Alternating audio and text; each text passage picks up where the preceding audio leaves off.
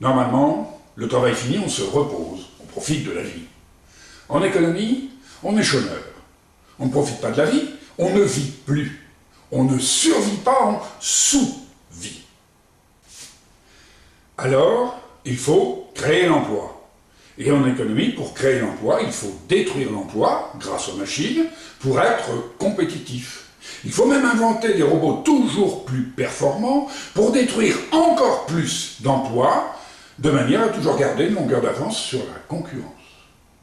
Pour l'expert en économie, il faut détruire l'emploi pour créer l'emploi et détruire ce que nous produisons pour pouvoir le refaire.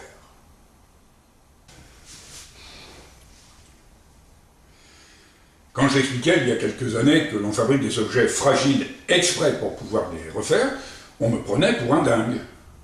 Personne ne voulait y croire. Aujourd'hui, on connaît l'obsolescence programmée. Pourtant, rien ne bouge. Pourquoi? C'est évident. Dans le système de nos experts, sans emploi, on est mort. Alors nous créons de nouveaux besoins et nous perdons notre vie dans les embouteillages à polluer pour aller fabriquer des objets inutiles, conçus pour casser. On se suicide pour pouvoir se tuer au travail. Et vous voudriez échapper au réchauffement climatique? Avec la dissuasion incitative, nous tiendrons le seuil fatidique des 1,5 degré de réchauffement climatique. Et nous mettrons fin à la fracture sociale en dissociant le revenu du travail. Pourquoi détruire la ressource, la terre, l'air, l'eau et toute forme de vie terrestre?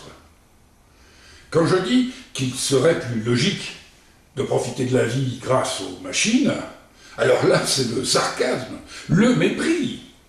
Rendez-vous compte, profiter de la vie grâce aux machines. Osez contredire l'expert. On me prend pour un naïf, un ignare, un simple d'esprit, un con. Le pire n'est pas le mépris, c'est l'immobilisme. Et pour pouvoir ne pas bouger, ne rien faire, nous adulons nos experts. C'est à eux d'agir. Oui, ils maîtrisent des données, des savoirs théoriques, mais nous mener à notre perte, ça n'est pas très malin. L'intelligence, ça n'est pas la capacité intellectuelle, mais l'usage que l'on en fait. Nos économistes nous ont soumis au pouvoir financier et leur système leur a échappé. Mais personne n'échappera au réchauffement climatique. Et donc personne ne s'opposera à la dissuasion incitative, puisqu'elle est la seule à être suffisamment efficace. Il y a plus fort que toutes les armées du monde, une idée dont l'heure est venue. Victor Hugo.